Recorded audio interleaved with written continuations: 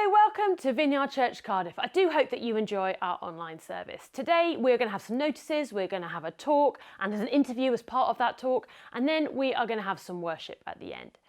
If you are new, if you're connecting with us for the first time, we would love to say hello to you. Do reach out through our website, say hello, and we'd love to get in touch with you personally and just say hello, answer any questions that you've got.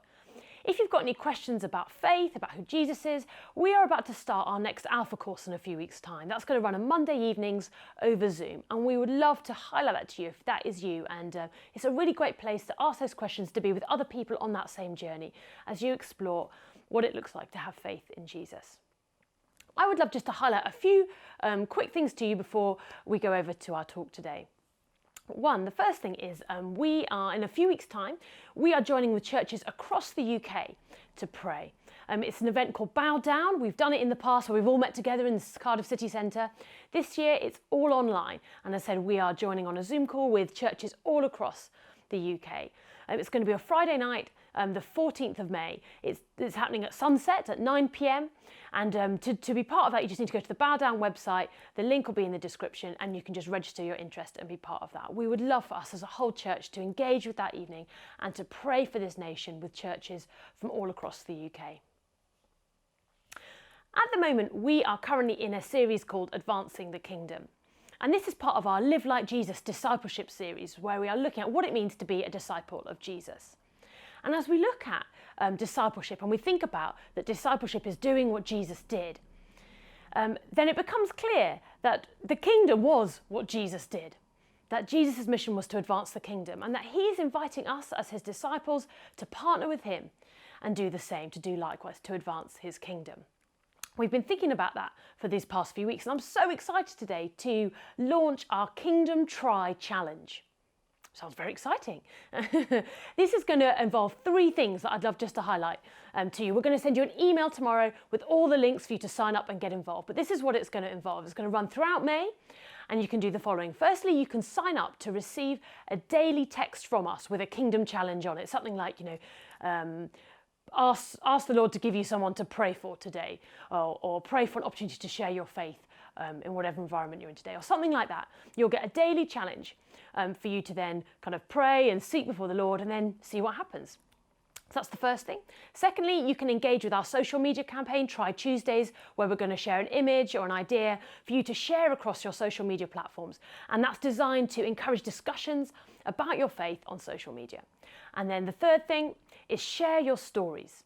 We watched a talk last week. If you missed it, watch back. It was a talk called The Life of Try by Jordan Saying. And he talked about the importance of trying.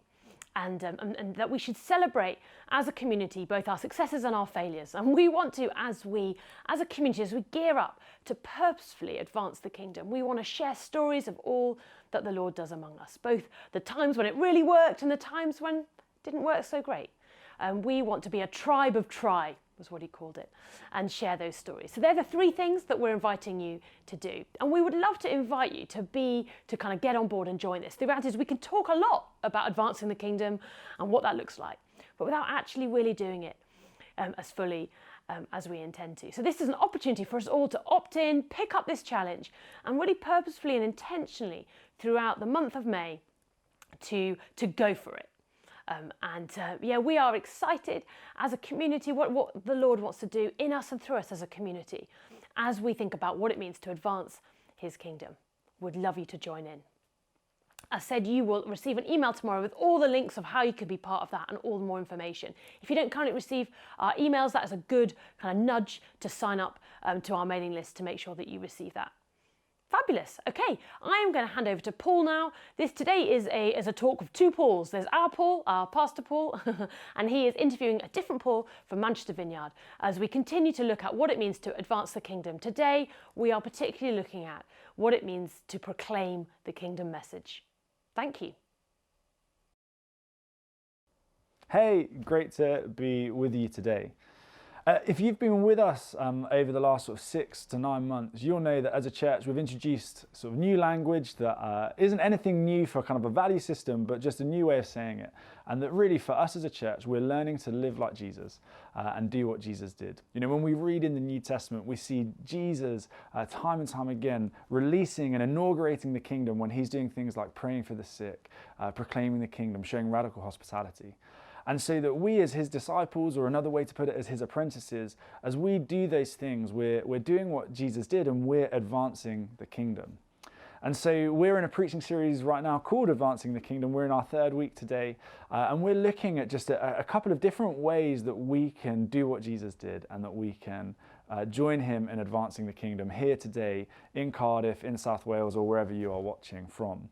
And so what we're going to do today is we're going to look at sharing our faith. We're going to look at proclaiming the kingdom message. In Luke 4, there's this beautiful moment where we see Jesus. He's performed many miracles that day. He's healed many people. And at the end of the day, he just retreats to a quiet place. I imagine he's pretty tired at that point. But the people, they don't let him rest. They chase after him. They follow him down. They're like, please tell us more, do more, stay with us. You can't go anywhere else. And then he says this amazing thing to them. He says, I must preach the good news of the kingdom of God to the other towns as well. For this, I was sent for this purpose. Jesus is saying to them, like, it's been great being with you, but I have a purpose to share the good news of the kingdom of God, and I've got to go and do it elsewhere. And then a few chapters later in Luke 9, we find Jesus, he's getting his disciples together and he's sending them out and giving them authority with the express instruction to proclaim the kingdom of God and to heal the sick. And so today, as we look at this topic of sharing our faith, sharing the good news of the kingdom of God, I know that for some of you, as I've mentioned that, you'll be like, yes, there's nothing that gets you revved up more, nothing that you live and breathe for than sharing the good news of Jesus. It's just who you are. You love it. But I know also for many of us kind of watching or listening, it's maybe something that doesn't fill us with quite so much joy. Maybe it fills us with a little bit of dread. Maybe it's something we feel a bit guilty over not doing, or we just feel daunted at the prospect of it. Maybe we just don't know how to do it. Well, my hope today is that wherever we are on that spectrum, that we would be inspired and we would be equipped. And rather than hear me for the next 20 odd minutes or so, I'm actually going to interview a wonderful man called Paul Lowe. Paul and Steph lead Manchester Vineyard, and they just embody this kind of stuff. They've got story after story after story of regular people in their church doing what Jesus did, learning to share their faith and seeing God do amazing things. And so we're going to watch that interview now, and then I'm going to come back and just wrap up at the end. So Paul, great to have you here. Thanks for being on Zoom with us today. I've known you for a number of years now, haven't I? Probably too many to count. And I've had the privilege of working under you, being led by you in different environments. And when we were thinking about who we could invite in to get them to speak in, you were the first person that I asked that said yes. Actually, you were probably about 5th on the list, but but you're here. Yeah, you said yes, you could do it. So no, but really, you and Steph, you guys are amazing. You both love Jesus. You both embody this, this idea of doing this stuff, advancing the kingdom in all areas of life. And obviously Steph is unfortunately able to be with us today, but we've got you and you'll do. So but thanks for being with us. So since I think this is how it happened that you got kicked out of Trent Vineyard, is that right? And then you went to Manchester. That's right. Yeah. But you've planted Manchester Vineyard how many years ago now? We've been here 4.5 years, nearly 5 years. 4.5 years. Yeah. I mean, you've seen some crazy stuff, haven't you? We have, yeah. Let me say as well, Paul, great to be here. Love what you're about, love how you're living your life, and so grateful for Cardiff Vineyard. James and Jen have taught us so much, and part of our story would just actually be seeing their story, because sometimes you find your story by seeing someone else's story and yours unfolds out of it. So grateful for you guys, you individually, for them, and you as a church. So thank you. I think you do these things. It's funny, you kind of want it all nailed down because it makes it easier, but ultimately it's the place of risk, and in that space that you see the kingdom extend. So we're constantly trying to be comfortable with the uncomfortable, because it's when you're uncomfortable that actually you see it happen. So that's, I mean, we've seen some remarkable stuff and God do some phenomenal stuff, but also some of it is just, I don't even have language or words for it. This is just God. I give you one story. A couple of weeks ago, I had a really vivid dream, and I've started having quite vivid dreams. And I dreamt about this dear lady in our church who she's had sciatica for quite a while, which I'm not medically minded at all, but I think it's like a pain in your lower back that runs down your legs and brings weakness and well, it's quite painful, basically. Anyway, a few of us gathered in the church in my dream to pray for her. And we did the standard stuff, like we just commanded that the healing power of the Lord would come on her, that she'd be healed in the name of Jesus, set completely free and healed. And in my dream, she was healed. So the next morning, she's actually someone who's going to start heading up some healing stuff for us. So I just texted her and said, hey, by the way, I've had a dream and you were healed in my dream, and this is what happened. She read the text and she was healed completely. And she's had it long term as well. So, you know, where you're like, the Lord is doing some stuff, and it is amazing that he uses us as his hands and feet, and he does the multiplication through us. But some of it is just like, I don't actually have language for that. It's just the Lord. And probably that's where we always want it to be, if I'm honest with you. That's amazing. Well, it's one of those moments where it's just a bit of a head scratcher, and it's like, yeah, explain that. Wow, but yeah, mate, that's phenomenal. Love that. What a faith building story to kick us off with. And you guys are doing some other amazing stuff, haven't you? Your 422. Do you want to just share a little bit about that? Yeah, so again, just in the place of faith, really, we went on a bit of a journey with this. We meet in one of the poorest areas, not just in the city, but in the country, particularly around child poverty. The Lord gave us a bit of a dream around doing something significantly to reach into child poverty. There's a derelict building that used to be opposite where we used to meet on a Sunday when we used to meet. And we just stirred, and the Lord spoke so clearly about it that we said, well, let's try and take it on and do something. And the Lord gave us a remarkable amount of money through the generosity of the church, which allowed the council to take us seriously. Stepped out on a venture that if we'd have known all of the detail, we probably wouldn't, because it's quite a large faith step. But we're hoping actually this month to be able to open that in its earliest form with a little cafe and community area where we're trying to reach into some of the root causes of child poverty and do something about it. But it's become quite a talking point in the city, because it's a very prominent building that nobody naturally would try and do anything about. But through the restoration of a building, we're trying to bring restoration to a community, basically. Oh man, it is exciting. It's kept me awake at night, but it is exciting. Well, that's often the way, though, isn't it? That when you carry the burden and the joy at the same time. Yeah, absolutely. But I think that's why, you know, I was so glad when you were able to do this, because do this interview, because for me, you guys embody this across all of your life, and your church does across, you know, so it's not just that you know how to talk to a random person about Jesus, but it's also that your life lives it, and that your heart breaks for the poor, and the compassion of the Lord is on you. But then also the demonstration, the signs and wonders. I mean, I don't think I've ever had anyone healed by me sending them a text. I think I only ever annoyed by me sending them a text. So, yeah, I've got a lot to learn, mate, a lot to learn. But say, you know, we were chatting just before we started recording, you kind of know the premise of our series about advancing the kingdom in lots of different ways. But that, I guess this, you know, this session, this interview is a bit more about proclaiming the kingdom and how we share our faith with Jesus, how we share the good news of Jesus and the good news of the kingdom with people. And that's something, you know, I was saying I've seen many times on Facebook, you just popping up another little status saying, oh, you know, had the build around, told him about Jesus, prayed for him. Yeah. Could you, like, do you have some cool stories about sharing your faith with people, either your own or from your church? Yeah. I think we're just trying to develop a culture where we do it all the time, to be honest, and it becomes a very natural part of who we are. So some of the people we've got to know best in the city are actually just people that we engage or bump into every day through the natural walk of life. Like the postman has become an incredibly good friend of mine. We text every day, like we go and watch the football together and stuff like that, because he comes to our door every day, and I get the opportunity to to say hello, and it goes a bit further. But that started where some of the kids work in Vineyard Kids, they gave all of the children £5 and said, go and spend this on somebody in the city. And our daughter bought the postman a gift, and we chased him down the road with this box of chocolate or whatever it was.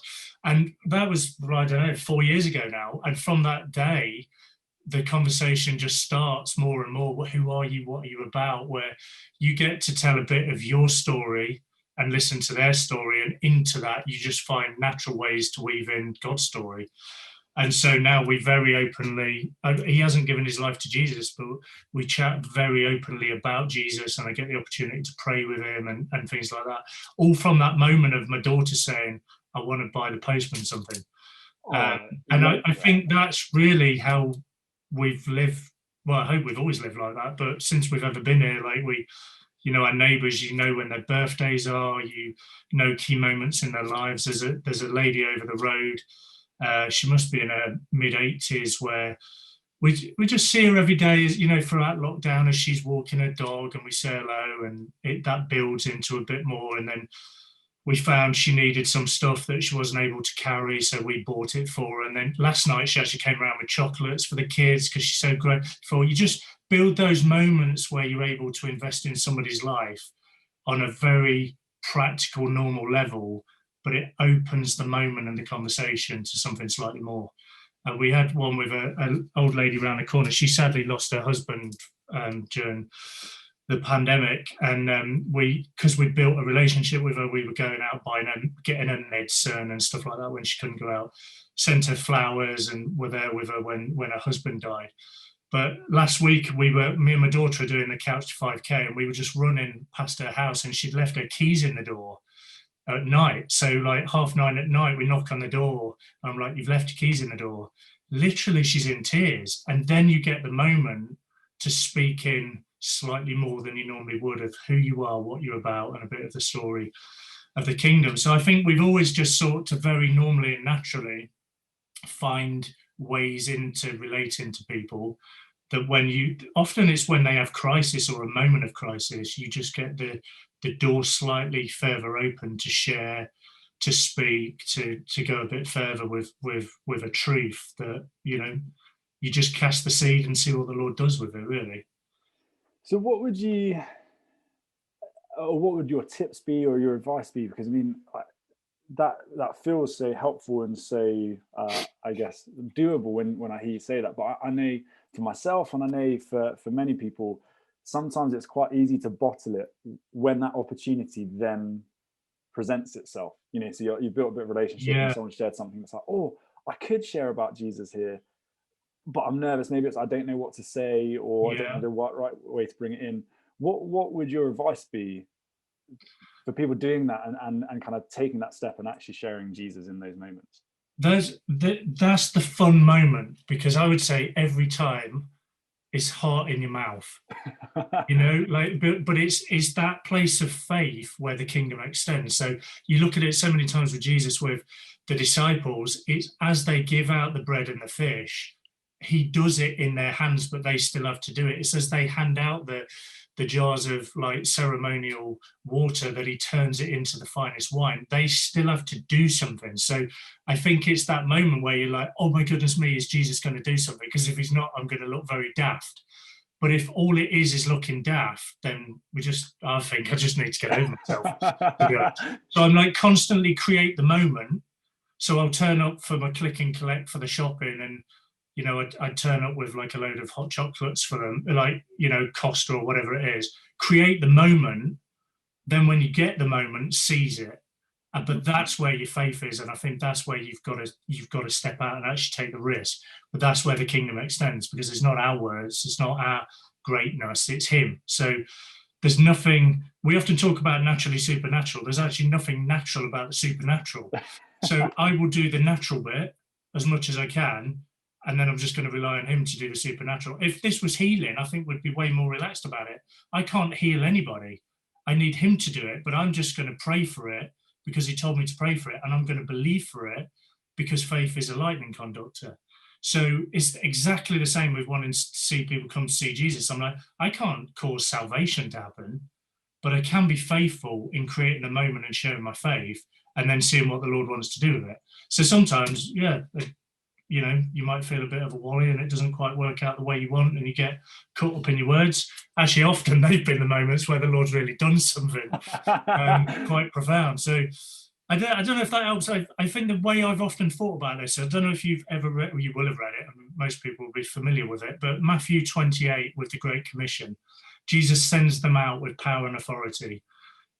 And we're so familiar with the passage, but what's really interesting is just a few verses before it, where he tells them to go to the mountaintop. They think he was crucified. They don't fully know the raised from the dead part yet.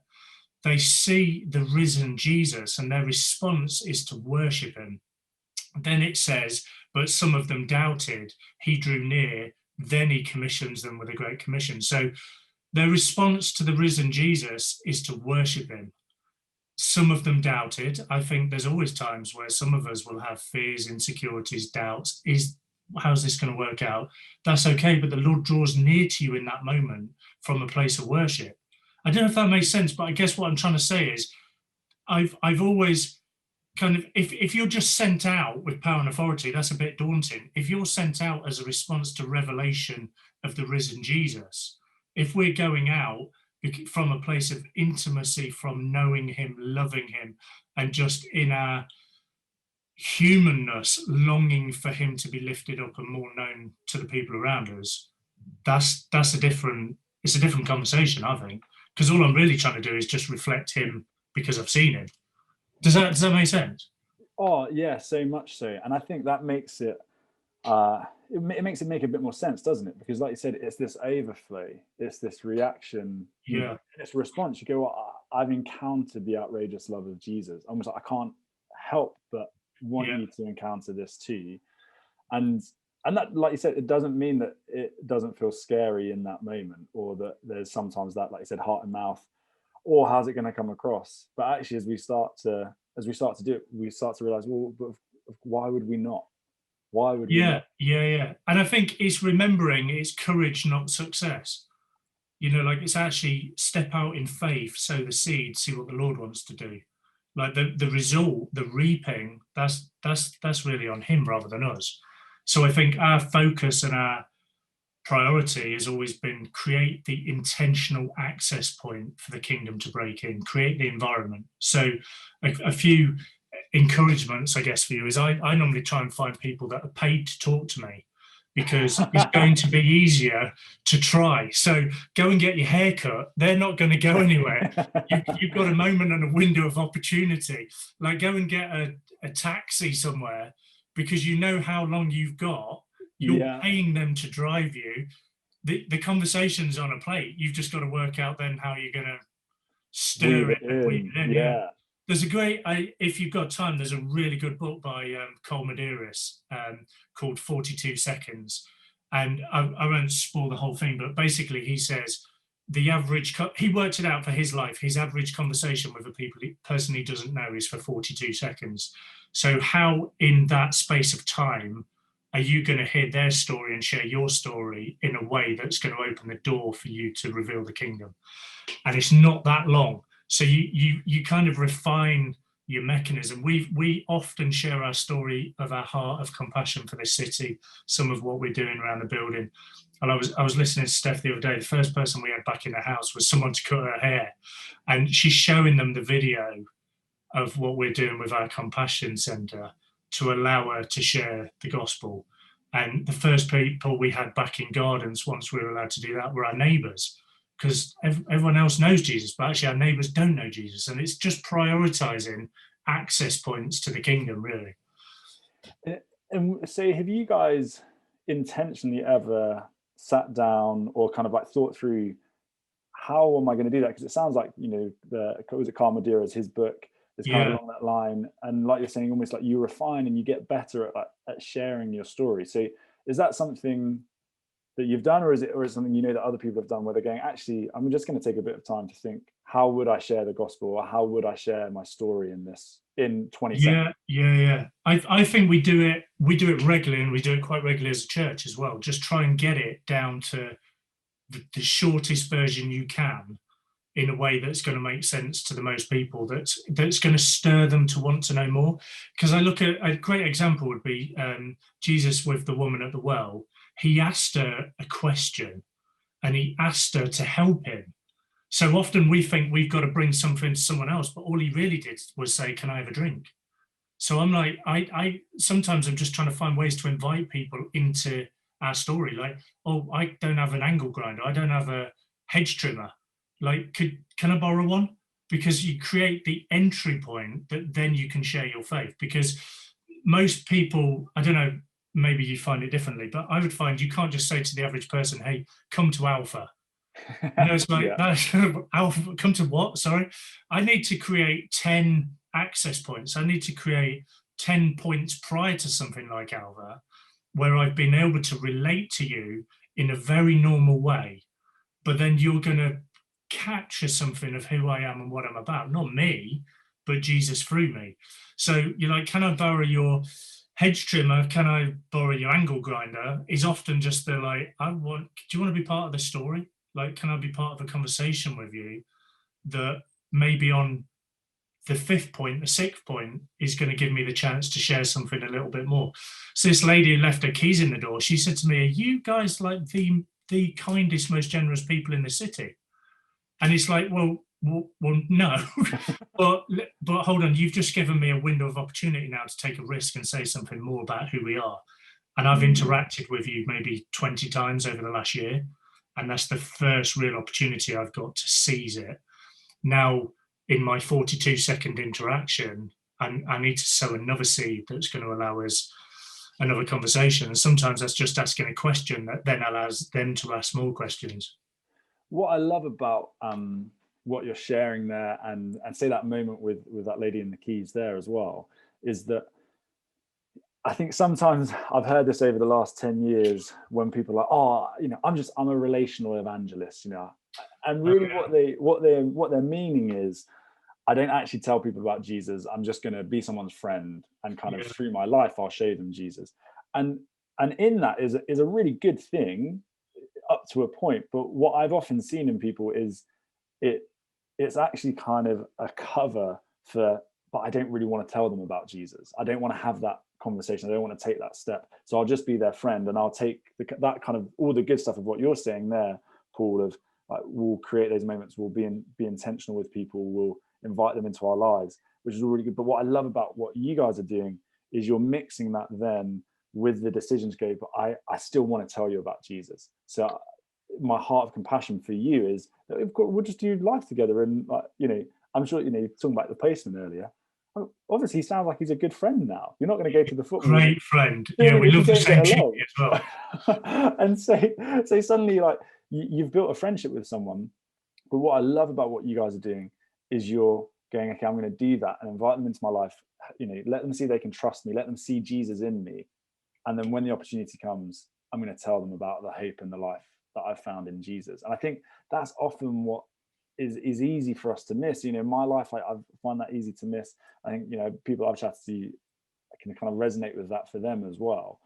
And so I think it's just so helpful to hear that.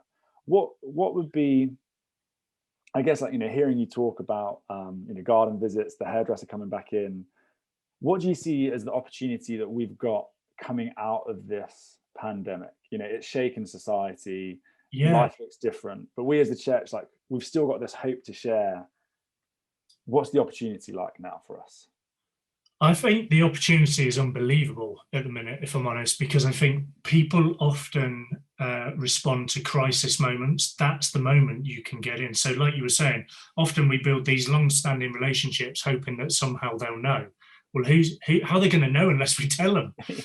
So I found personally, the longer I have a relationship with somebody and haven't mentioned Jesus, actually, the harder it is, because it just becomes a normal rhythm. And then when you do tell them, they're like, well, where did that come from? So it's finding those moments just to keep name dropping Jesus somehow, just keep finding a way to get it into the conversation, really quite intentionally, but out of revelation. I can't not tell people. Like, my life is different. I am not who I was. I've seen him, so I've got to tell people. But the opportunity is, I think people are hungry. They just don't always know what they're hungry for. Like, people are so lost and confused and broken and hurting in so many ways, socially, financially.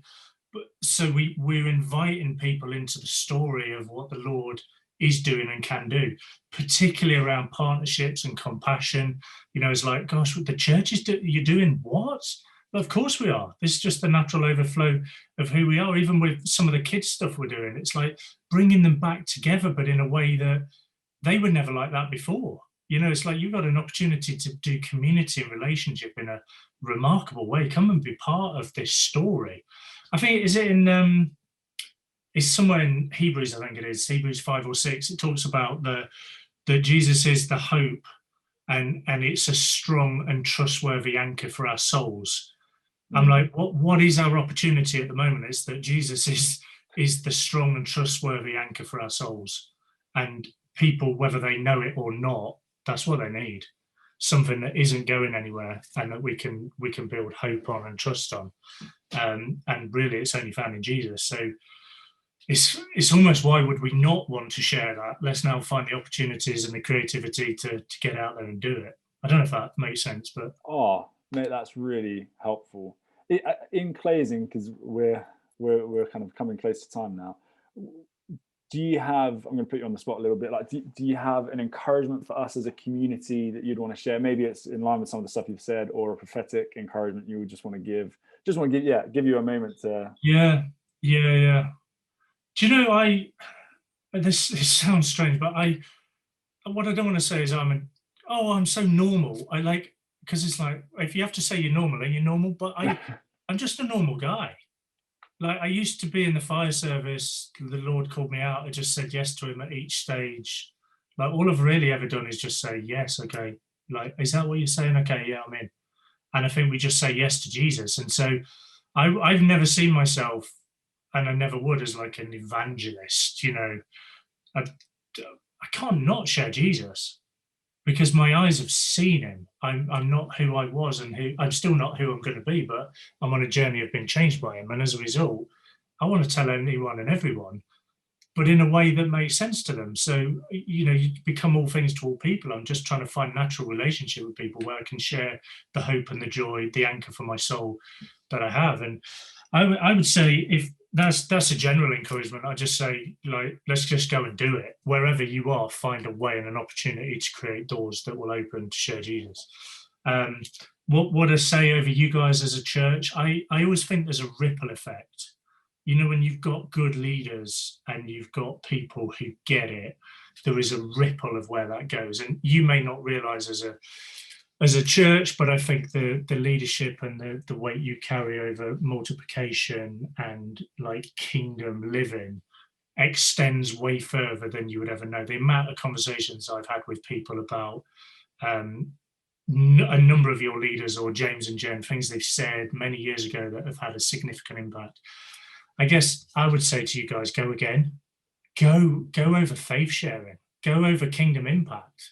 You know, let it ripple out, not just for what he'll do among you or even among Cardiff, but across the nations. Let the Welsh revival come again. Let there just to be a deposit of him in your spirits, where you're saying, yes, I'm in. Anything, anyway. You like, humble yourselves before him, pray and fast and petition and long, that there would be a break in and a breakout of the kingdom that would do something significant across this land, because we need a move of God, but it's going to start with us.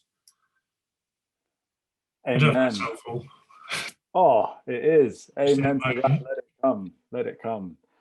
Oh, well, Paul, we're going to have to wrap it up there. I could chat to you for so much longer. Really appreciate pleasure. Your wisdom, just sharing your stories, and we are so encouraged by you and Steph and what's going on in Manchester. Bless you. You're welcome. The fact that you guys are having. So thank you for spending some time with us today.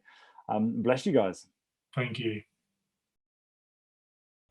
Well, I don't know about you, but I know that I left that interview with Paul just feeling really, really inspired, and well, actually also feeling like I need to up my WhatsApp game. But I hope that as we're watching, as listening, that it stirred something in your soul, and that also has given you maybe something that you can go and put into practice this week. You know, last week we had that great talk from Jordan saying about building this culture of trying. And that really is our hope and our encouragement and our prayer for us as a church over this series, that we would just try, like, let's just give this stuff a go. Let's see, look in the New Testament, see what Jesus did and go, well, hey, I'm just going to go try that in my own life here today. And, there's that question that Alice asked in the first week as well. What's the next step for you? Sometimes we can almost kind of take ourselves out of the game because we get so daunted by being like, well, I'm here and then I've got to go sort of 100 miles an hour straight away. And it's like, well, no, maybe you just need to take the next step. And so what is it for you? Maybe you've been percolating on that over the last couple of weeks, been thinking about what that small next step for you looks like. Well, my encouragement is let's try it this week, over the next few days. Give it a go. If you know what it is, let's try it. If maybe you've not thought about it, well, let's think about it again. What does it look like for you to begin to try this kingdom stuff?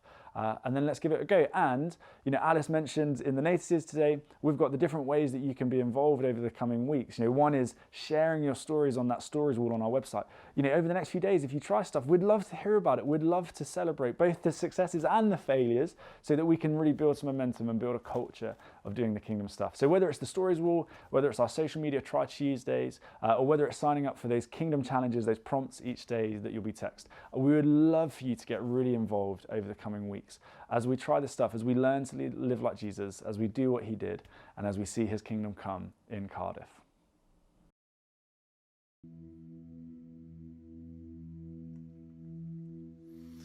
Faithful one, so unchanging,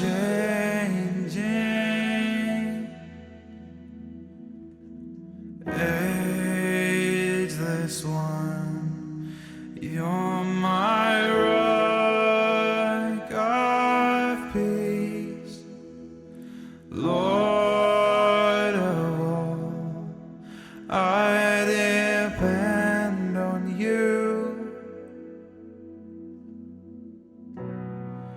I call out to you again and again. I call out to you again and again.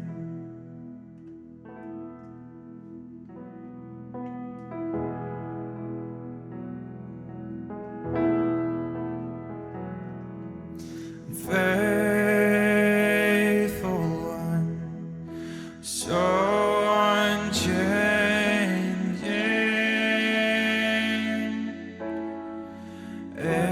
ageless one, you're my rock of peace, Lord of all, I depend on you.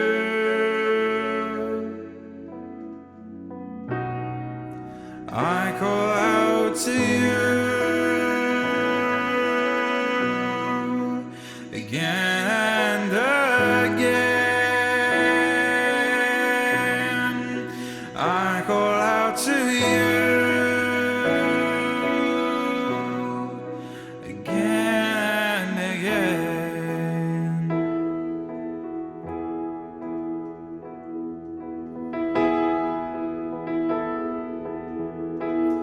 You are my rock in times of trouble. You lift me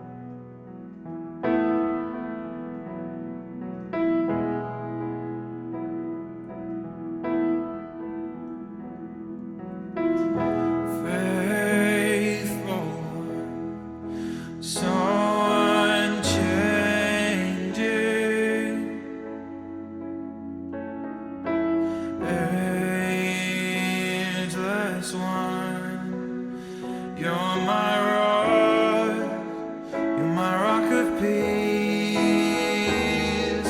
and Lord, oh, I depend on you.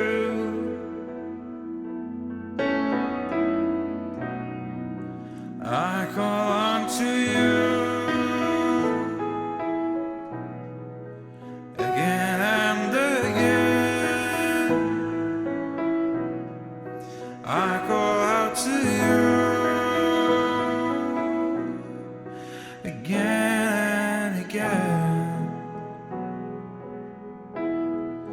I call out to you again and again. I call out to you again and again. I call out to you again and again. Oh, I call out to you again and again. 'Cause you are faithful, you are faithful and true. Faithful you are, and forever you will be.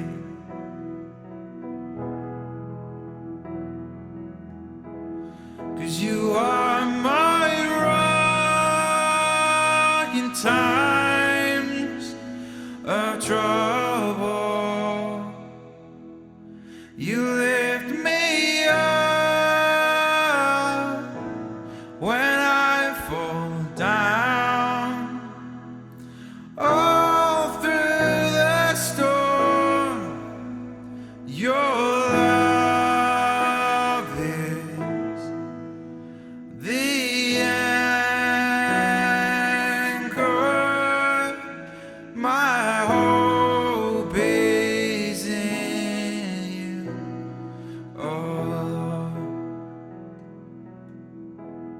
'Cause you are my rock in time of trouble.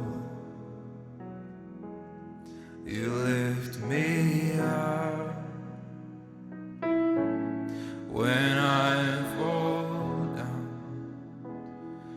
All through the storm, your love is the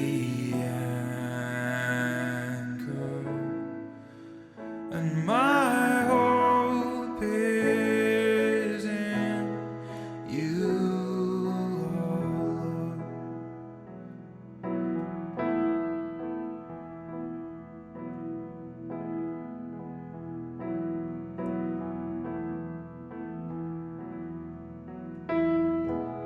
My soul finds rest and my heart finds hope in your loving arms that will never let me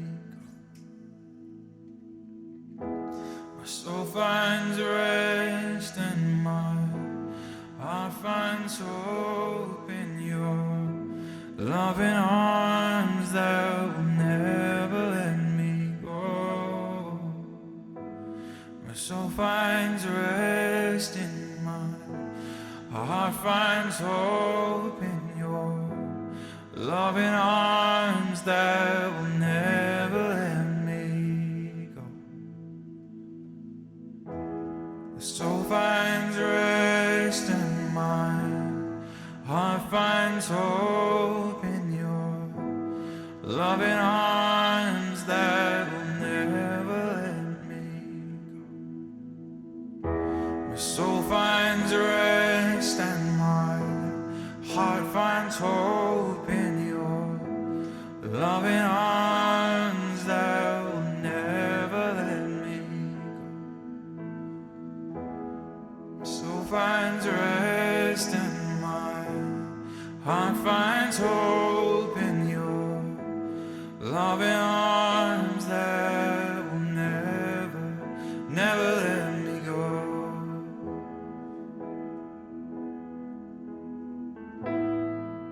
You never let me go.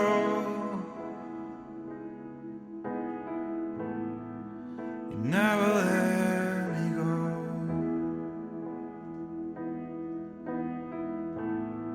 You never let me go. You never let me go.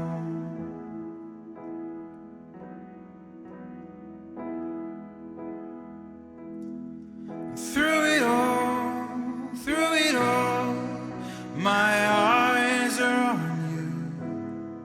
Through it all, it is well.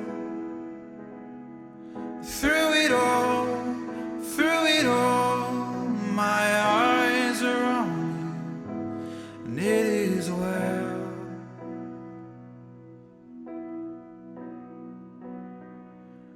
With me.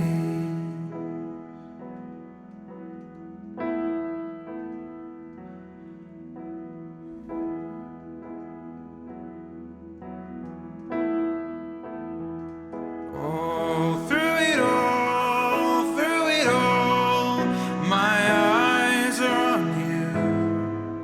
Through it all, it is well. Through it all, my eyes are on you, and it is well. It is well. So let go, my soul, and trust in Him. The waves and winds still know His name. So let go, my soul, and trust in Him. The waves and winds still know His name.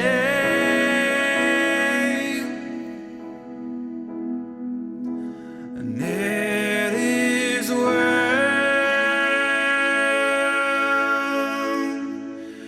with my soul. It is well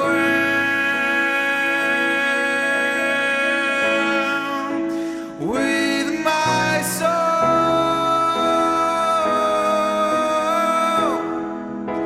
and it is well with my soul. It is well with my soul.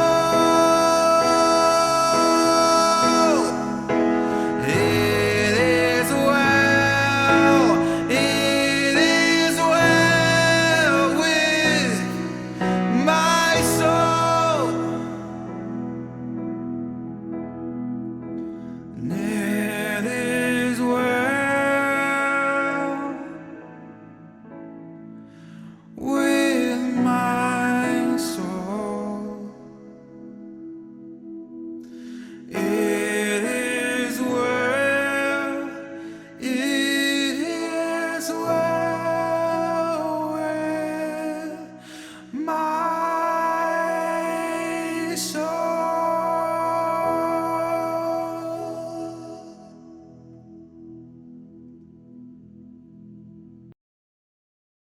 Thank you for joining us today. I hope you've enjoyed our online service. As I said, do stay in touch with us. We would love to hear from you. And remember, tomorrow you'll receive that email with all the invitation to pick up this Kingdom Try Challenge. Have a lovely week. Speak to you soon.